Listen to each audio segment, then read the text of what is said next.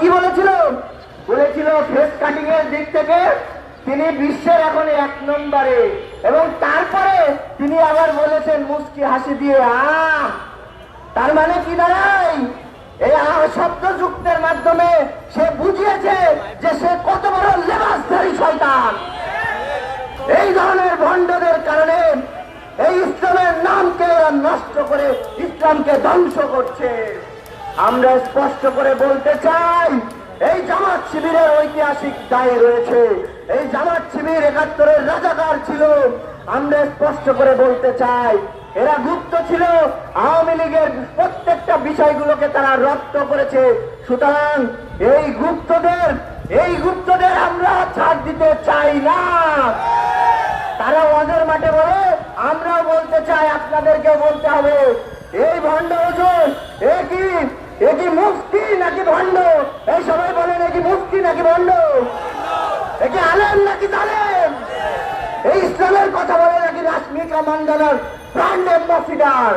সুতরাং আপনারা সবাই এই ওয়াজ মাহফিলের প্রতি দায়বদ্ধ রেখে আপনারা সবাই চিল্লায়ে বলেন নাউজুবিল্লাহ, আরো জোরে বলেন নাউজুবিল্লাহ মিন যালিক। এই মুফতি আমির হামজা কেন? আমরা বলতে চাই সর্বশেষ একটাই কথা, যে এই জামাত ইসলামের যে পরিমাণ 71-এর সময় দেশের বীর বাঙালিকে তারা হত্যা করেছে, তারা আমাদের মা বোনদের ইজ্জত সম্ভ্রম ধ্বংস করেছে। সুতরাং এই 24-এর সময় তারা গুপ্ত ছিল। আমরা সবশেষ একটা কথা বলতে চাই, গুপ্ত ছিলি গুপ্ত থাক, বাইর হইলে চিটিং থাক। ধন্যবাদ। ধন্যবাদ। এ পর্যায়ে আমাদের মাঝে বক্তব্য নিয়ে আসবেন বাংলাদেশ যুব অধিকার পরিষদ ঢাকা মহানগর উত্তরের সংগ্রামী সভাপতি রাহুল ইসলাম। বক্তব্য নিয়ে আসবেন রাহুল ইসলাম।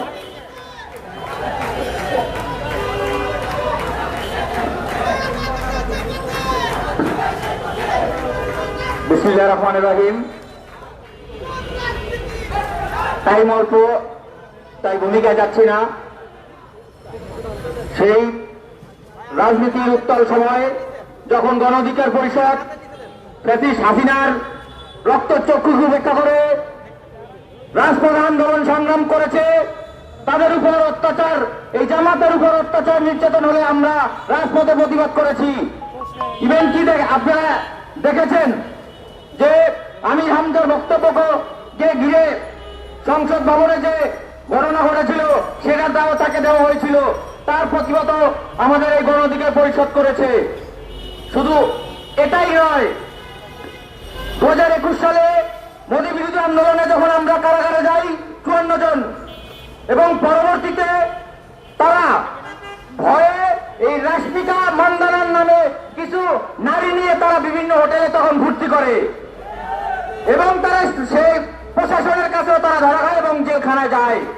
তাদের প্রতি আমরা মানবিক ছিলাম, যে তারা ইসলামের কথা বলে, তারা ধর্মের কথা বলে। সেই ভিতরে থেকেও আমরা তাদেরকে কারারক্ষীদের সাহায্যে আমরা ফোন কলে কথা বলার সুযোগ পেলেও তারা পেত না, কিন্তু আমরা তাদেরকে কারারক্ষীর মাধ্যমে সহযোগিতা করেছি কথা বলার জন্য পরিবারের সাথে। কিন্তু আজকে তারা অকৃতজ্ঞ। আমি তো তাকে এই অকৃতজ্ঞকে আমির হামজা বললে আমার লজ্জা মনে হয়, লজ্জিত মনে হয়। আমি তাকে বলতে চাই, আমির হারামজাদা, এই আমির হারামজাদা তার মুখে যদি লাগাম না টানতে পারে, আমরা তাকে কঠোরভাবে প্রতিহত করব। আমরা কুষ্টিয়া যেটা দেখেছি, আমরা তার ন্যাক্কারজনক নিন্দা এবং প্রতিবাদ জানাই। সেই সাথে আমরা কুষ্টিয়ার নেতৃবৃন্দদেরকে জানাই, আমরা দেখেছি সেই হামলায় তার গাড়ি থেকে অস্ত্র এবং লাঠি হরিস্টিক বের করে আমাদের নেতা কর্মীদের উপর হামলা করা হয়। আমি আমাদের নেতা কর্মীদেরকে আহ্বান করব, এই হামলার 1 নম্বর আসামি হিসাবে তাকে যেন করা হয়। ভালো থাকবেন, সুস্থ থাকবেন, আল্লাহ হাফেজ। ধন্যবাদ। ইতিমধ্যে আমাদের আজকে এই মিছিলে, বিক্ষোভ মিছিলে ঢাকা মহানগর উত্তর গণ অধিকার পরিষদের একটি মিছিল এখানে উপস্থিত হয়েছে।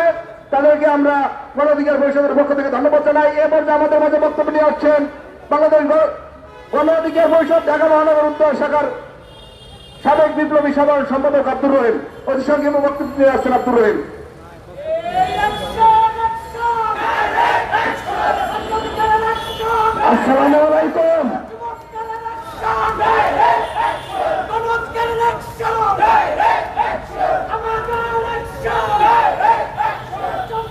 আসসালামু আলাইকুম। সম্মানিত উপস্থিতি, আপনারা সকলেই জানেন গতকাল কুষ্টিয়ায় গণ অধিকার পরিষদের একটি শান্তিপূর্ণ মানববন্ধন ছিল। আমরা মিডিয়া ভাইদের মাধ্যমে দেখতে পেলাম সেই শান্তিপূর্ণ মানববন্ধনে যখন বিভিন্ন বলে মিছিল চলতেছিল, এই মুহূর্তে কুষ্টিয়া সদরের এমপি আমির হামজা একটি গাড়ি নিয়ে মিছিলের এখানে আসে এবং গাড়ি থামিয়ে লাঠি সুতা নিয়ে তার কর্মী বাহিনী নিয়ে আমাদের গণ অধিকার পরিষদের লোকদের উপর আক্রমণ করে। আমরা মিডিয়ার মাধ্যমে দেখতে পেয়েছি গণ অধিকার পরিষদের নিরস্ত্র শান্তিপূর্ণ নেতা কর্মীদের উপর কিভাবে সন্ত্রাসী আমির হামজা তার সন্ত্রাসী বাহিনী দিয়ে হামলা করেছেন। আমি আমির হামজাকে বলতে চাই, পাগল হয়েছেন ভালো কথা, এত পাগল হয়েন না। গণ অধিকার পরিষদের বিরুদ্ধে কোন সময় ভুলে অবস্থান নেবেন না। গণ অধিকার পরিষদ আজকে কালকের প্রতিষ্ঠান নয়। স্বৈরাচারী শেখ হাসিনা গণ অধিকারকে থামাতে পারে নাই। আপনার মতো আমির হামজা গণ অধিকারের কিছুই করতে পারবেন না।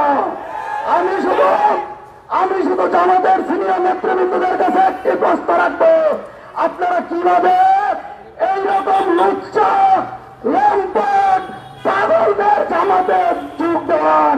জামাত কি একটি আদর্শিক দল হয়ে এরকম লুচ্চা মাটিবাস এদেরকে দিয়ে আদর্শের নাম করেন? পরিশেষে শুধু আমি এইটুকুই বলবো, ভালো হয়ে যান। গণ অধিকার পরিষদ নিয়ে মাথা ব্যথা করার কোনো কারণ নাই, কারণ গণ অধিকার পরিষদ তার স্বতন্ত্র গতিতে চলবে। আপনার মতো আমির হামজা গণ অধিকারের কিছুই করতে পারবেন না। তারপরেও যদি কিছু করেন, বাংলার মানুষ তার উচিত জবাব দিবে। ধন্যবাদ। আসসালামু আলাইকুম। ধন্যবাদ আব্দুল রহিমকে। এ পর্যায়ে আমাদের মাঝে বক্তব্য নিয়ে আসছেন বাংলাদেশ যুব অধিকার পরিষদ কেন্দ্রীয় কমিটির বিপ্লবী সাধারণ সম্পাদক জনাব সবুজ শ্রীনিবাস। বক্তব্য নিয়ে আসছেন সবুজ শ্রীনিবাস।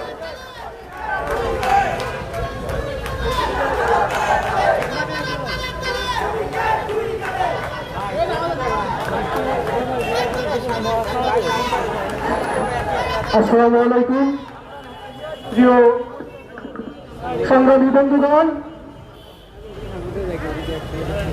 এই আমির হামজা তিনি বলেছেন গণ অধিকার পরিষদের সভাপতি এবং সাধারণ সম্পাদক ছাড়া গণ অধিকার পরিষদে আর কেউ নেই। কিন্তু আমরা দেখছি গতকালকে সে মামলা করতে গিয়েছে কুষ্টিয়ায়। কাদের নামে মামলা করতে গিয়েছিল? এই ভণ্ড আমির হামজা তিনি আরো বলেছেন আজকে তার মেয়ের চেইন নাকি নিয়ে গেছে। ওইখানে কি কোন মেয়ে ছিল? কালকে তো ভিডিওতে দেখা গেছে, তাই না? কোথাও কোনো মেয়ে ছিল? ওই ভণ্ড প্রতাপ, ওই বুড়া আমির হামজা। আমরা স্পষ্টভাবে বলে দিচ্ছি, গণ অধিকার পরিষদ সংখ্যায় কম হতে পারে, কিন্তু তোমরা যাদের লঙ্গির নিচে ছিলে তাদেরকে আমরা এই বাংলাদেশ থেকে বিতাড়িত করেছি। বেশি যদি পারো তাইলে তোমাদেরকেও তাদের মতো পাকিস্তানে পাঠিয়ে দেওয়া হবে। ধন্যবাদ সকলকে। ধন্যবাদ। এ পর্যায়ে আমাদের মধ্যে বক্তব্য নিয়ে আসবেন ঢাকা বিশ্ববিদ্যালয়ের মেধাবী শিক্ষার্থী বাংলাদেশ ছাত্র অধিকার পরিষদের বিপ্লবী সাধারণ সম্পাদক সানাউল্লাহ। বক্তব্য নিয়ে আসবেন সানাউল্লাহ।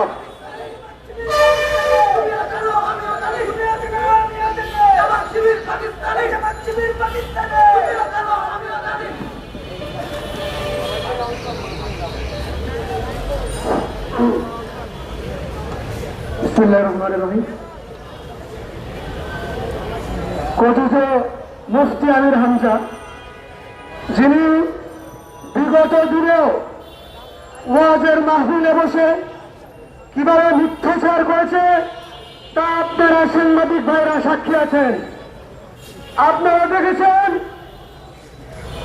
তিনি ওয়াজের মাঠে বসে কিভাবে রাশমিকা মন্ডনের প্রশংসা করেছেন, আবার একই সাথে দেশের শেখ হাসিনাকে কিভাবে 16 কোটি মানুষের জমি বানিয়েছেন, সেই আমির হামজাকে জামাত ইসলাম কুষ্টিয়া থেকে এমপি নির্বাচিত করে নিয়ে আসছেন। শুধু আমির হামজা নয়, আপনারা জেনে থাকবেন এরকম আরেকটা পাগল ঢাকা 17 আসনে আছেন।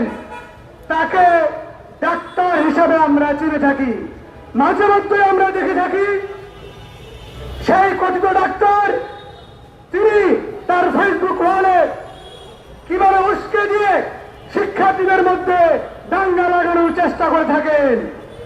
আমরা বিগত কিছুদিন পূর্বে দেখেছি ছাত্রদল এবং ছাত্র শিবিরের মধ্যে কিভাবে এক ধরনের সংঘর্ষের জন্য ঢাকার 17 আসনের জামাতের এমপি ফেসবুকে পোস্ট দিয়ে তাদের জামাত শিবিরের কর্মীদেরকে উৎসাহিত করছে দাঙ্গা লাগানোর জন্য। অথচ বাংলাদেশের আইন শৃঙ্খলা বাহিনী যারা রাষ্ট্রের দায়িত্বে আছেন সেই কথিত জামাতের এমপি প্রার্থীর বিরুদ্ধে কোন ধরনের অ্যাকশন নেওয়া হয় নাই। গতকালকে কথিত মিথ্যাচার মুফতি আমির হামজা, যিনি গণ অধিকার পরিষদের সভাপতি সাধারণ সম্পাদকদের নিয়ে কটূক্তি করেছেন, কিন্তু এই ব্যাপারে কোন ধরনের আমরা ভূমিকা নিতে এখনো দেখতে পাই না। এই মুফতি আমির হামজা, যাকে আমরা আওয়ামী লীগের প্রশংসা করতে দেখেছি, তাকে জামাত ইসলাম এমপি বানিয়েছেন। তিনি গতকালকে যে কুষ্টিয়ার যে এই সংঘর্ষের ঘটনা, তার জন্য আমি মনে করি জামাত ইসলাম এবং বাংলাদেশ সরকারের উচিত তার এমপি পদ বাতিল করা। গণঅভ্যুত্থান পরবর্তী সময়ে বাংলাদেশে কোন ধরনের সহিংসতার রাজনীতি আমরা চাই না, কিন্তু অত্যন্ত দুঃখের বিষয় হচ্ছে আমির হামজা গতকালকে তার বক্তব্য বলেছে গণ অধিকার পরিষদের নুরুল হক নূর ছাড়া আর বাংলাদেশে কেউ নাই। তো এই বিদ্যাচার আমির হামজা তোর উপর কিভাবে কারা হামলা করেছে? তুই আবার তোর তো লজ্জা থাকলে রাজনীতি ছেড়ে দিয়ে তোর এমপি পদ থেকে পদত্যাগ করে ইস্তফা দিয়ে এখানে সরে যেতি। তুই বক্তব্য দিয়েছিস নুরুল হক নূর এবং রাশেদ খান ছাড়া গণ অধিকার পরিষদের কেউ নাই, আবার গতকাল রাতে বলতেছিস তোকে নাকি গণ অধিকার পরিষদের নেতা কর্মীরা হামলা করেছে। লজ্জা করবে, লজ্জা থাকলে যদি আমির হামজার লজ্জা না থাকতে পারে, জামাত ইসলামের আমির এবং সেক্রেটারি আপনাদের লজ্জা থাকলে তাকে বহিষ্কার করতেন।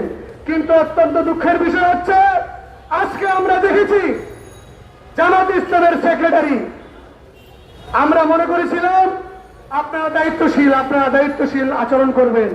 অত্যন্ত দুঃখের বিষয় হচ্ছে আপনি বক্তব্য দিয়েছেন গণ অধিকার পরিষদের সন্ত্রাসীরা নাকি আমির হামজার উপর হামলা করেছে। আপনাদের লজ্জা করে না? দিনের মিডিয়ার মাধ্যমে আমরা দেখেছি ছাত্র অধিকার পরিষদের নেতৃবৃন্দদের উপর কিভাবে হামলা করেছে, এবং গতকাল রাতের অন্ধকারে গণ অধিকার পরিষদের সাধারণ সম্পাদকের নিজস্ব ব্যবসা প্রতিষ্ঠান সেখানে গিয়ে আপনারা হামলা করেছেন।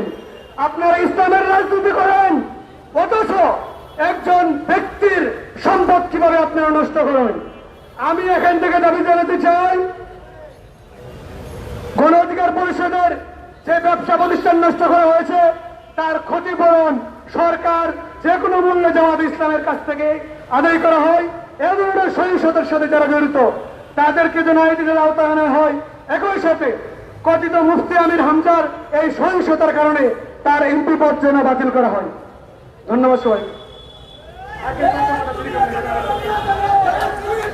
ধন্যবাদ। এ পর্যায়ে আমাদের মাঝে বক্তব্য নিয়ে আসছেন বাংলাদেশ ছাত্র অধিকার পরিষদের বিপ্লবী সভাপতি জনাব নাজমুল হাসান। বক্তব্য নিয়ে আসছেন নাজমুল হাসান।